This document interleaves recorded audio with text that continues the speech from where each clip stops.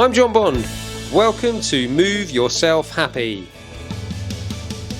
Made for fitness enthusiasts who want to make their passion their profession. Are you unhappy in your present job? Are you passionate about health and fitness? Do you want to release your true potential? If the answer is yes, this podcast is for you. I will be teaching you the specific knowledge that every trainer and coach needs to be successful. So listen closely as I share my expertise with you. So just like me, you can love what you do.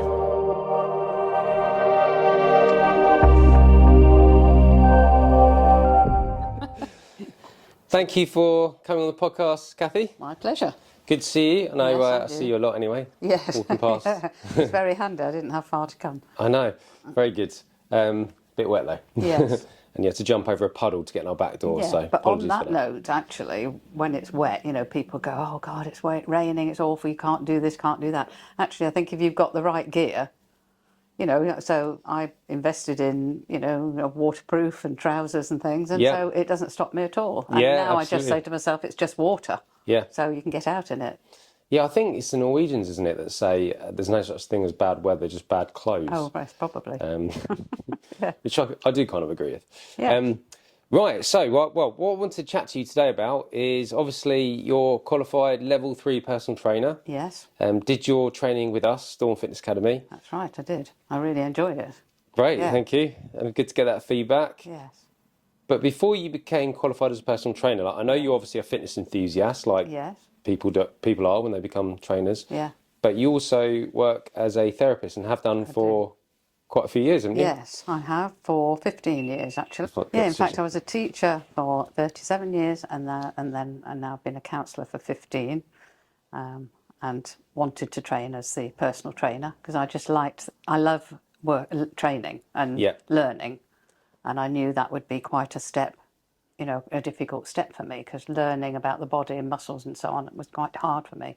But I really enjoyed it. And now I do my exercise with knowledge rather than before I just followed other people. Right. So. God, there's so many things I'd like to say about that, talk about that. Okay. And there's so many different directions we can go with it. So if we go back to first, obviously, as a therapist, is that what you would call yourself? Is it a counsellor? That's a good question, because now the BACP, who I'm a member of, they brought out a new sort of ethical standards, and they're trying to show people, members of the public and people who want to be clients, what a psychotherapist is, what a therapist is, what a counsellor is. And to be quite honest, it's still quite muddled in that. So I call myself a counsellor, but I am qualified as a psychotherapist. So it just means you've done psychology as a degree. Okay. So would therapy be like the umbrella term? Yeah. And then the subcategories, you've got counselling, which is like talking therapy, and then you've got things like cognitive behavioural therapy. Yes. Which Gestalt. There's all sorts. Right, okay, brilliant. And your thing that you focus on mainly... Mine is mainly talking therapy. Is talking therapy, yes. Brilliant. But I did an integrative course, so I can use CBT and Gestalt and TA. Have you heard to transactional analysis? Yes, I have, yeah. That's really useful. Okay. So to you as the umbrella term therapist... Yes. The CBT, the counselling, the TA, is that a little bit like as a personal trainer, you've got your PT bag, and in there you've got like a suspension trainer, you've got your training systems, training methods. They're different things you can use to get to the same point, really. Yeah. Okay. Yeah. Brilliant. So one of the things I wanted to ask you was, obviously we've talked before about the benefits of exercise for mental health. I just want to know your views on it, really, and your own personal experience, and then maybe if that's something you've seen evidence in other people as well. Yeah, well, I mean, I was brought up by people who thought exercise was just playing in the garden and school PE. And so I came to what I call proper exercise later on in life, in my 20s and 30s, when I started running. And I loved it, and I just felt the freedom of it and the benefits body-wise and just mentally as well. So everything came together in that running. Yeah. And my husband and I used to run together, even though we were different speeds. We just did it together and enjoyed doing it. then we started cycling to work, and we thought, oh, this is good. You know, it makes you feel good and you're getting somewhere. Yeah. And then, of course, we learnt to drive. So that sort of stops that quite so much. But we still exercise every day. And, you know, I taught PE at school, so I would help the children realise that exercise was really important. We'd run around the playground before school, and they'd say, wow, I feel good about this, you know, and it sort of helped them to start the day well. And that always inevitably leads on to healthy eating, sleeping, and all the other things that we know holistically work. So now I walk every day because I've got dogs. But even if the dogs don't want to go out or it's wet, I still walk. And I noticed last week I went to Bristol for a week, and we did about 15 miles a day, just walking around Bristol. And I felt so fantastic all the time. I didn't have any down times or, you know, feeling ill or anything. I just felt amazing. And I didn't put on any weight, probably the first time on a holiday ever, because I was always exercising and just on the go. You can clock up steps on a holiday. Yeah. Sort of mooching around. Yeah. Like crazy numbers of steps that if you went outside and you said, right, I'm going to cover 10,000 steps. Yes. It would feel more of a chore doing it that way than just kind of mooching around when you're out and about. And I know that you need to do it faster for better benefits, really, in some ways. But even just mooching around helps, doesn't it? Because it's keeping your muscles going, your whole body working really well. Yeah, I'm a huge fan of walking. You know, you see me about quite a bit, don't you? My backpack on. Yeah. Well, I try and walk everywhere if I possibly can and leave the car at home. Obviously, there are times you can't, but, you know, I've got a friend who lives in Broadwater, and I always walk to her and walk home. You know, and anywhere, literally, if I want to go to the hairdressers, I walk, or have my nails done, I walk. It's so I such combine a good habit, isn't it? Such a good habit to get into. It's a shame more people don't. I mean, hopefully more people will start to adopt that as a habit. I think people think it's too time-consuming. It is time-consuming, but I factor that in. Yes, you know, exactly. I just think, well, you know, like I've got to be in. I'm going to Storrington tomorrow. I'm teaching a workshop at Chanctonbury Leisure Centre. Okay. And I sold my car. We had that conversation, didn't we? We did. Got rid of my car, and so it forces me to walk everywhere. And I looked on the phone this morning, and it's 6.1 miles away or something. So I was like, fine, I'll walk that. I'll just leave enough time, and it's about an hour and 45 minutes probably walking. But actually, if you go across the Downs, it's only about 4 miles. So even then, it's even shorter. Are you going to go across the Downs? Yeah, I am, yeah, I think I will. Hopefully I won't get lost. Slightly anxious about that, but no, I'll be fine, fine. But, so obviously I factor that in time-wise. But other people will go to the gym for, 90 minutes, but they might have a 30-minute commute to get there, and then they've got to they obviously shower and everything else. So when you factor it in, it's the same, isn't it? But obviously I walk to Worthing quite regularly and then back again. And so I meet a friend there, have a coffee, and then walk home. And I love it because you see things that you don't normally see. I speak to people, I just say hello and so on. And that helps you connect with the world and other people. And when you get back, you feel great because you know you have done all that exercise. Yeah. And so you're not worried about eating your lunch or, your meal in the evening or whatever. It's just really definitely. Good. I can see this evolving into a walking podcast because the last one I did, I was talking about walking. I talk about walking all the time. So when you get that kind of, I suppose it's a buzz, isn't it? There's just there's just a feel-good feeling, isn't it? Do you think the feel-good feeling is literally just the happy hormones that are buzzing through your body? Do you think it's more like a cognitive thing where you're feeling proud, or how would you sort of describe it? Probably a combination. I mean, I'm really a believer in being out in nature. That's one major thing for me, because I think if everyone connects with nature, they feel they're part of this world. So that's that connection, because we're all desperate for connection with other people. Even those people who are loners, like a bit of connection. But I really love being out in nature, seeing the wonderful things that we've got on this earth that you can enjoy, that you don't have to buy. It's something there already. It's free. You can do it when you want. You can look out of the window and think, oh, it's dry, I'll go for a quick walk, or, go outside. So I think it helps me with my mental health, because I do have down days. I have done for years. And sometimes you wake up and you think, I'm not sure, I don't feel quite so great or as happy. I know if I go for a walk, I go outside into the garden, I am going to feel better. So that's, why wouldn't you do it really? So it helps my mental health, helps my physical health.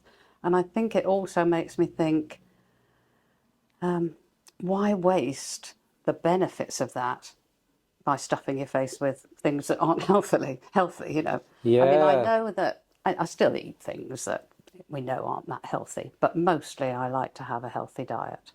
And I don't want to ruin the benefits of everything else by eating an unhealthy diet. So that's my view of it.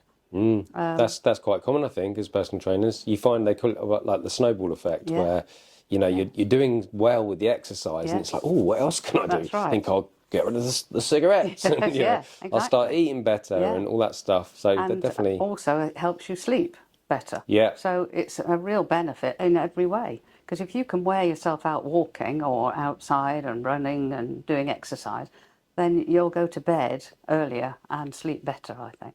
definitely. I always think like we're not dissimilar to young children and dogs. Yeah, exactly. So like if you don't want your dog to be a nuisance in the evening, you got to make You sure it walk goes them. for a good walk in the daytime, and then they're Absolutely. there snoring away, Yeah. on the floor. And the kids are the same. I know my kids are. That Well, if if you look they don't at get enough children, exercise. if I spent yesterday with my grandson, who is 1 year and 2 months, and he is on the go the whole time from when he wakes up to when he goes to bed. I might have a quick snooze in the afternoon or something, but he's literally on the go doing something, and it makes me on the go all the time. And I burn up more calories on a Tuesday than any other day of the week because I'm with him. Brilliant. And when I'm lifting him up and down, it's like weights. Yeah. And I do my squats and lift him Yeah. up and down. He loves it. So it's great. You ever tempted for your personal training sessions just to get them to look after your grandkids? And Yeah, I could do, yeah. they pay you to look after your grandkids. Yeah. That could be part of the program. Yeah, yeah. So with the you mentioned about having down days, do you think, because I don't know anyone that doesn't have down days, No. because life isn't just, you're right, no. life's not just one big high, is it? No. And it's not one big low either. It's, No. it's just, is it Ronan Keating, Life's a Roller Coaster? Oh, yes. Yeah. But he's correct, isn't it? It's up and down, up and Yeah. down. And there's, like, I used to think, I know when I went for a tough time a while back, that when I had down days, I'd always try and think about why. And like sometimes there is a reason, isn't there, that we're feeling Yes, sad. yeah. But then other days you just can't figure out why. And I don't know if this is, you might be able to correct me if this is they say men are fixers, aren't they? They're trying to fix stuff Yeah. instead of just letting things be. So I'd always been trying to wrack my brains. Why am I feeling down? I need Find to the fix reason this. and try and Yeah. fix it. Yes, yeah. But sometimes, in my experience, there just isn't, No. or certainly haven't found out what it is. No. So then you just sort of kind of manage those days. But do you think that is typical across everybody? What, male and female? Yeah. I suppose do both men and women? Is it just part of life having down days, even yeah. without a reason? And yeah, I suppose yeah. Do you find that men are a bit more obsessed about trying to fix it? Well, yes, in that one, I do find most men, I mean, this is a generalisation, Yeah. that most men want to fix it until they realise that it's not necessary. But us as women, I don't think are as good at saying, look, I want you to listen to what I'm saying, but I don't need you to fix it. Because actually, I don't think we do need someone else to fix it. And if left to ourselves, we can fix it ourselves eventually. Yeah. But we just want someone to listen and support. Yeah. So I think that's one thing. That's a good message. I think mental illness can come from all sorts of things. It can be hereditary, it can come from a trauma, or I think we have to distinguish the down days and depression and real traumatic times in our lives. Because as you say, we all have down days. And I believe we have them so that we know when we're happy, we know happiness. It's a comparison, isn't it? So, because if you are happy all the time, I think you'd be bored, to be honest. I think the ups and downs are I think necessary. they've done this on poor old rats. They do everything on rats, don't they? But they did Oh, yeah. they did this on rats where they inject them with I don't know how, but they inject them with dopamine, or something that keeps their dopamine levels high, and they stop eating. Yeah. And they'll starve and die. Exactly. Because obviously feeling low triggers action. So there is a reason for feeling low a lot of the time, because it gets you to do things. So no, you wouldn't want to be on cloud nine all the time. Feeling high all the time and happy is wearing as well. It takes a lot of energy, and it could wear you out. Oh yeah, if you ever have a friend over and you know it's a really good evening, we have a proper giggle. Yeah. The next day, like your face and your tummy from laughing. Yeah. I mean, it's great. I absolutely love that. But yeah, you can feel a bit worn out by it. So and I think I think life is going to have situations in it which are going to make you feel down. You know, people dying isn't a fun thing, is it? So you can't be happy No. when that's happening, or if you are ill or something else happens. You know, that's a normal part of life. So I think it's a good idea for us to learn how to be a bit more robust and work through those activities or events in life. Yeah. So that's my main aim in my work, is to do that, to help people to become more robust and say, okay, it's not pleasant, but I can manage it. Right. Yeah, that makes a lot of sense. That's so I was thinking of the word resilience. Resilience is a good one, yes. I teach, or you know, because I bumped into you recently, and I think we were talking about it, but I teach at Worthing College 2 days a week on the foundation degree there, teaching sports science, which I love. You know, I still love talking about sports science stuff. And we've got down the wall, we've got this big word written in the classroom, in my classroom, says resilience. And I'm very interested by that word. And I always think, like, I want one of the best gifts I could give them, although I'm not sure you can give it to somebody, but one of the best things I could teach them is resilience. So I have done a bit of reading into how to teach that to others.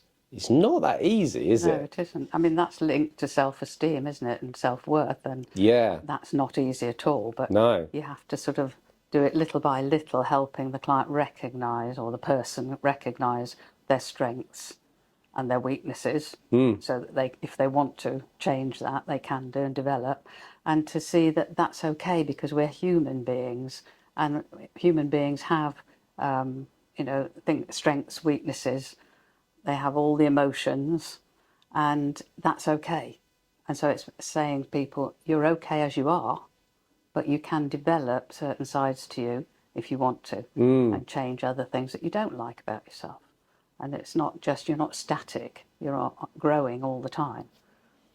Yeah, because I suppose if you come to like a barrier in your life, you've got a couple of options, haven't you? You can work out how to get around that barrier, or you can accept the barrier, I suppose. Yes. And maybe that's what young people struggle with, is understanding, right, is this something I need to figure out, or is it something I just accept and move on, or just freeze, you know, exactly. fight or flight or freeze, you know. Yeah. And that's, I think, that a lot of them do struggle with. Well, not just young people, but I'm sure older people as well do struggle with that. Yeah, and I think it's also saying it's okay which of those you do, the fight, flight or freeze, but you need to understand it, so that you're aware of that's your reaction to something that happens, and then deal with that. How can I, make the best of that and change it, or deal with things differently? And so linking that to exercise, have you found, again, that word resilience, that definitely, I think, comes up with exercise. Oh, absolutely. Even to the point where you mentioned earlier about if it's not very nice weather out there, I know that exercise is going to still be good for me, so I just put on the clothes that are going to be suitable, and I just get out there and I think I battle daily with doing enough exercise. And I may be hard on myself, but I think it's good in a way, because it keeps me doing it. And I say to people, nobody regrets continuing. No. Everyone regrets giving up something in the end, unless it's smoking or something. But if you give up exercise, you will at some stage regret it, because your body won't be the same as you want it to be. Yeah. Yeah, it's true. I've never met anyone that's ever said, I tried exercise and I gave it up, and I feel better for that. No, I feel better for not exercising. I've never met anyone. Like, there might be someone listening that thinks, well, actually, that's my dad or whatever. But I think if you actually spoke to them and got to the nitty gritty of it, that wouldn't be the case, No, would it? It would no. be that they didn't like that type of exercise, Exactly. and the stress of doing that type of exercise wasn't worth it for them. But there'll be No. something that floats their boat for Yeah, and sure. I think that's the other thing. You've got to find what you enjoy doing, and then you'll stick to it. Yeah, because I mean, I bleat on about walking a lot, and because for me, it just it Yes. ticks so many Yeah, it does. boxes, you know, it Exactly. really does, and you know, and I think it's not just for you; it's great for the planet. Yeah. It keeps cars off the road because the roads are so busy, and you Yes. know, think about the harm that the you know the car exhausts are doing, but also just the car accidents Yes, right. and Yeah. you know people trying to cross roads and stuff. There's so much good it does by opting to walk Yeah. instead. And what you were saying earlier about you just factor in how long it will take. And I think people have forgotten how to do that. So in the car, they'll, Yeah, oh, God, it's 5 minutes to where I want to go, and I'll get in the car now. And actually, they may have needed longer. yeah, And that's why people are driving so manically and getting cross with each other. Whereas walking, yeah. You don't get held up, do you? no, you say to yourself, right, this is going to take me roughly an hour and a half, so I'll give that time to it. Yeah, that's true. I've never looked at it like that. You're right. You know exactly how long it's going to take you to get Yeah, somewhere, especially now with Google Maps. yeah, It exactly. tells you. Yeah, And I've found as well that what Google Maps estimates, you know, the yes, walking pace is yeah, quite a reserved walking pace. yes, I So agree. I think you'll so. Yeah, always, well, yeah, you'll typically do it quicker than what Google Maps suggests. And then you can start using that as a little bit of incentive. Kind of, I've got to try and beat yeah, the time that Google Maps says. yeah, true. Yeah, well, I'm a bit like that with my Fitbit. I'm always thinking, right, I need to do better on this and so on. And it's Yeah. quite good. I enjoy it anyway, but as long as you're not a slave to it. Yeah, yeah. I think that's like anything. You can have like that old expression. You can have too much of a good thing. I think Yes, that's the same with these wearables, technology. Like yeah, they are great. Like I love all that. I love data, and right. I don't know if that's the sports scientist in me or whatever. Because my 3 years degree was all about data. You Yeah, know, and when I had my spell working at the Albion, it was like you know downloading all the heart rate data and yeah, analysing it, and so. But I know that it tells a story, yeah. and that's what you use for measuring everything, and It's then whichever it way dictates everything. speaks to you, really, isn't it? Yeah. That's what. So I do like that data, Yeah, but you know, I wonder if that's the controlling part of, like we said about men trying to fix stuff. I need the data because I need to know what's going on. maybe I Yeah. don't know really. Sorry, this is turning into therapy for me now, isn't it? Yes. Yeah. That's not what I got you I here. want to go back to something you said about resilience, and I don't know if you said happiness, but somebody once said to me, "Oh, I came to you to find my happiness, and actually, I found it." And I was, oh, thinking, "Oh, I'm clever, aren't I?" Yeah. And he went, "Yeah, but it's within me. That's where it is." And I think that's the truth of it. We've got the happiness inside us and the resilience if we choose to develop it and use it. I Yeah, think like that's unlock it kind of somebody thing. that can't give it to you. They can help support you to gain it and to recognise it. That's right, because I said I'm not sure you can give it to That's the right. Yes, you students, did. Yeah. but yeah, so you're saying you could almost like unlock it from Yeah. within us, and that's what Yes. your client experienced. Yeah. Yeah, that's nice. So how do you think you go about doing that? I mean, obviously we talked about exercise, so you know that can be almost like a catalyst, I suppose, for that. Yeah.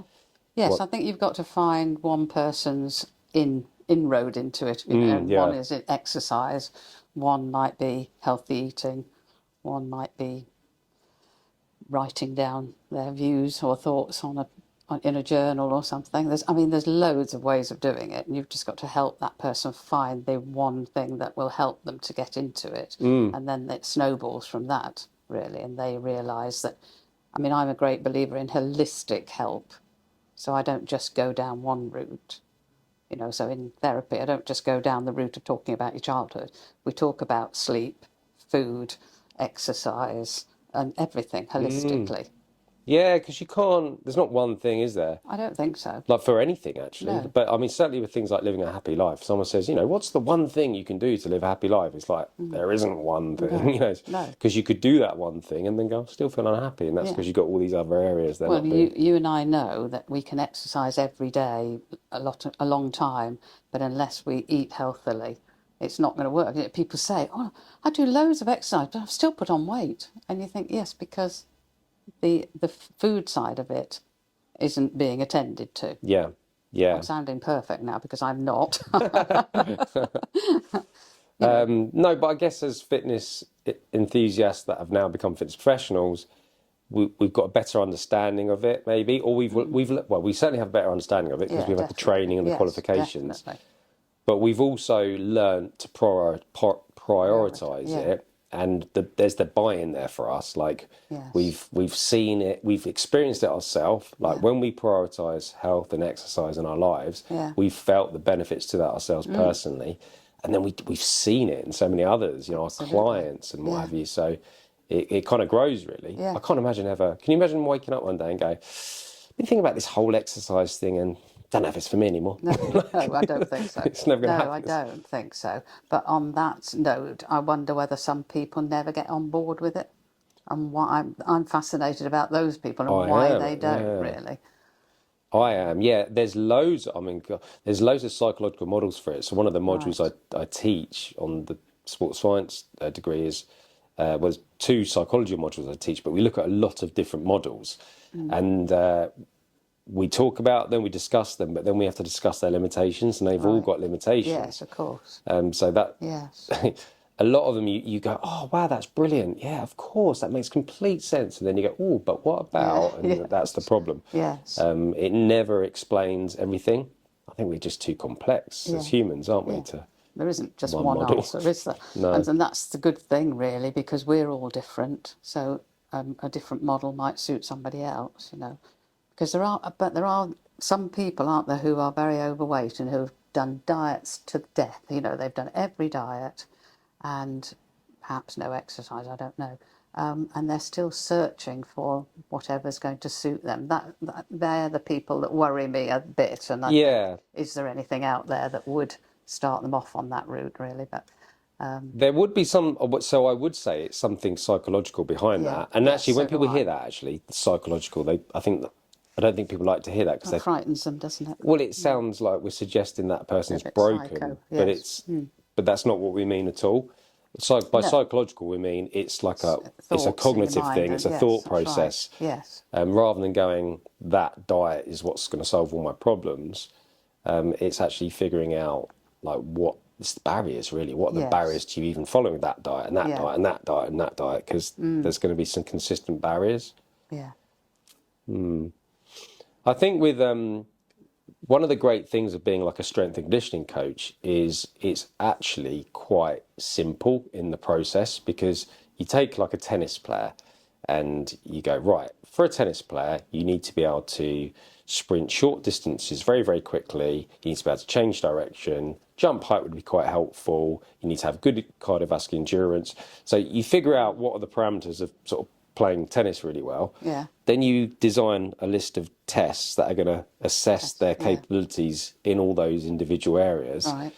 You assess them, you work out where they need to be, where they are now in relation to where they need to be, and you go, right, what's the priority there? What's got the biggest percentage difference between where you should be and where you are now?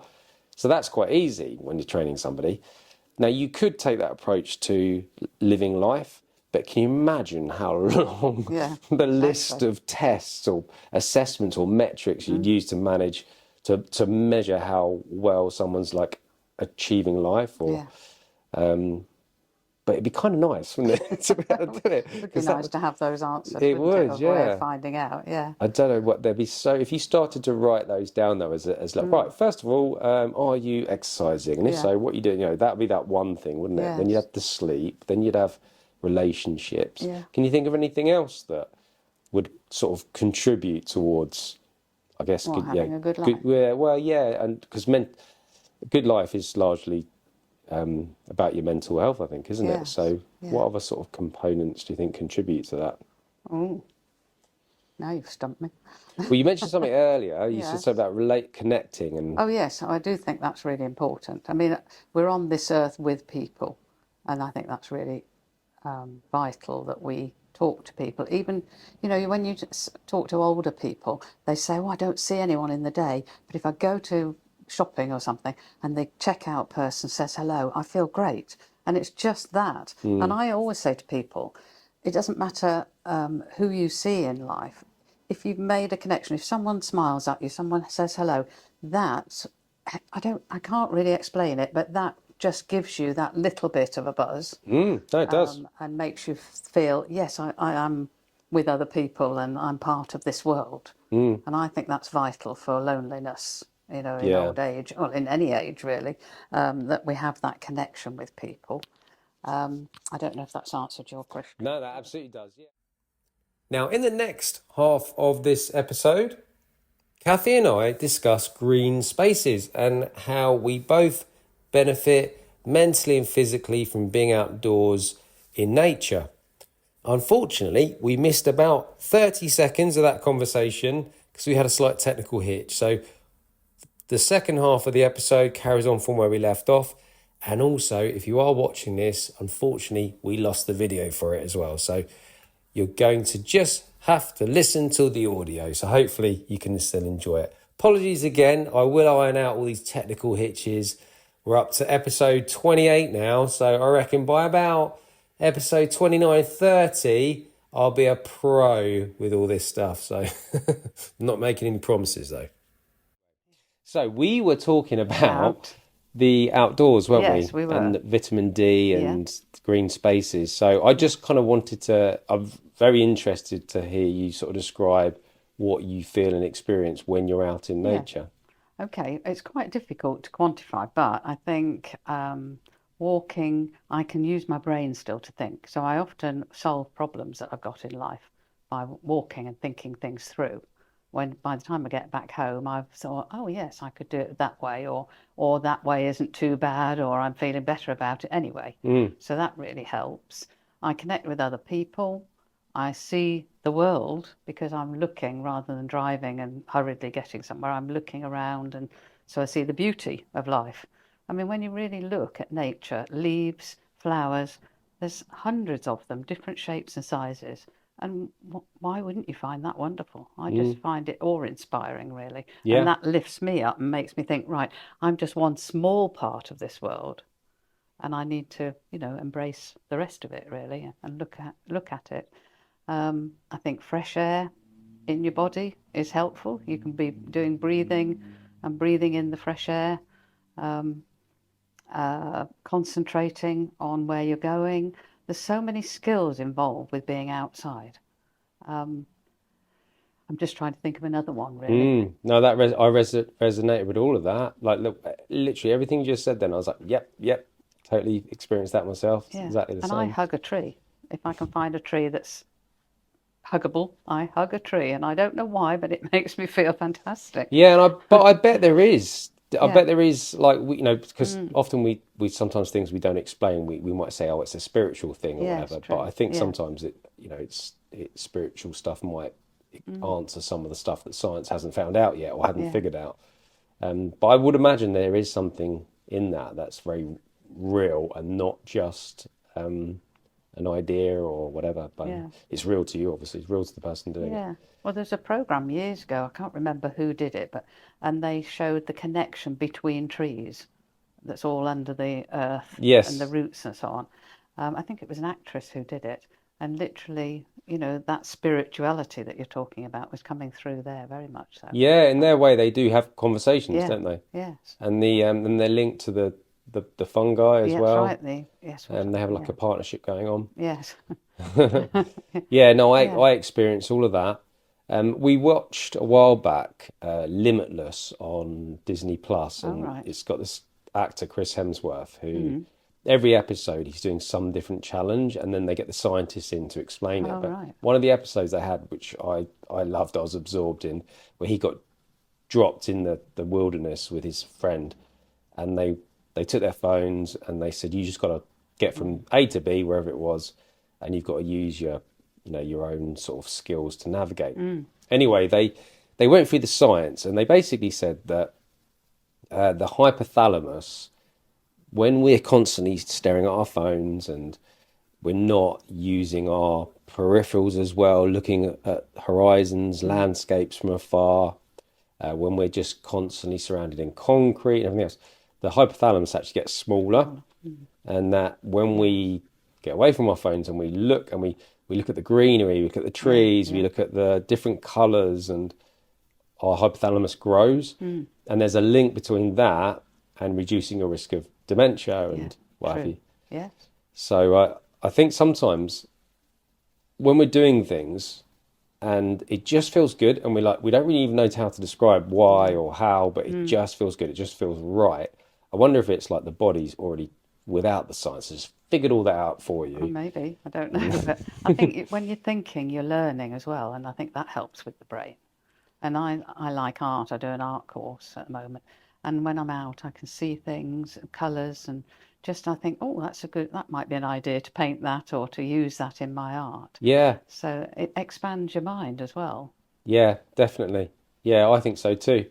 So like we said, it just ticks so many boxes. Getting out and walking, apart from all the vitamin D benefits and Oh, yes, what it definitely. does for you. It's Well, fun. walking, isn't it? Cardiovascular, if that's the right, how I Yeah, yeah, yeah, and weight bearing, isn't it? yeah. I Wait, mean, wait. it's really good for me because I've got osteoporosis. So every time you are walking, striking the ground with your foot, you're improving your bones. Yeah, Um, and it's probably got loads of other benefits. Obviously, it's building your muscle as well, isn't it? Because of all the movement.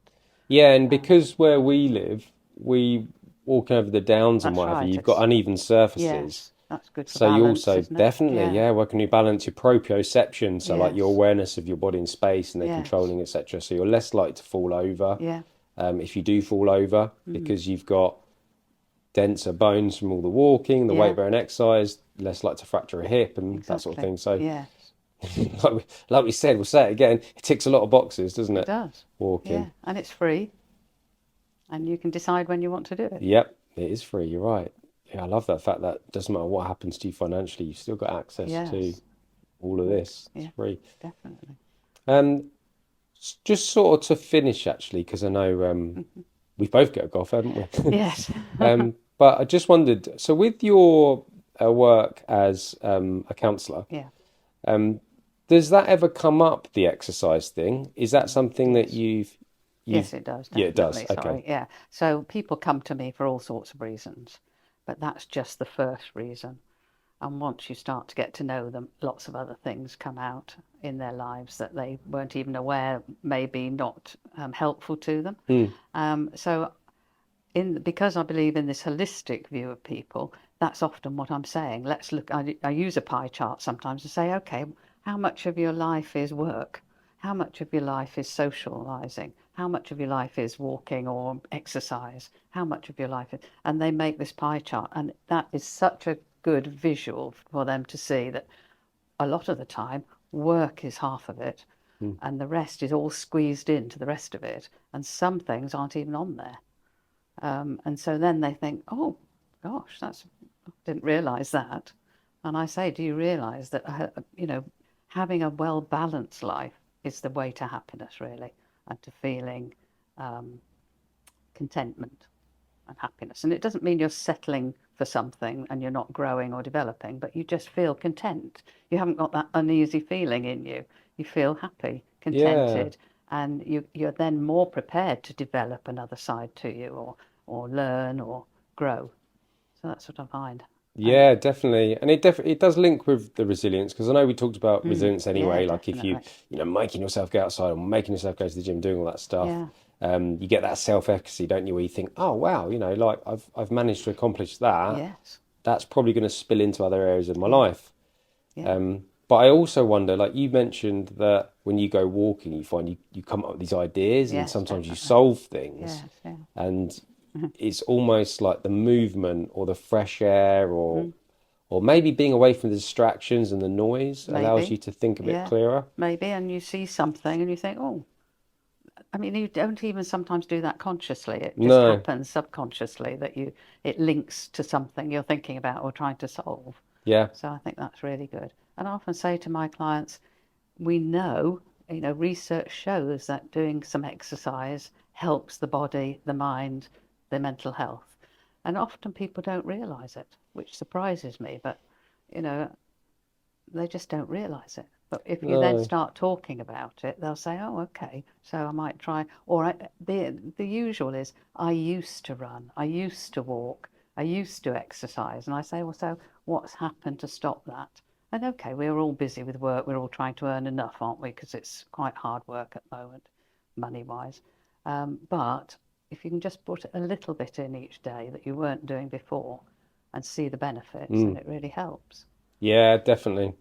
I think for a lot of people, it can seem quite overwhelming or intimidating because they might have an Yes. unrealistic role model, or I don't Yeah. want to say role model actually, maybe like example of what they Yeah. should be doing. Hmm. Because it might be Yeah. their friend Jenny, Yeah. goes to the gym every morning for That's two right. hours. Exactly. She also does a class in the afternoon, Yeah. and they're thinking that's what I need to be Yeah. doing.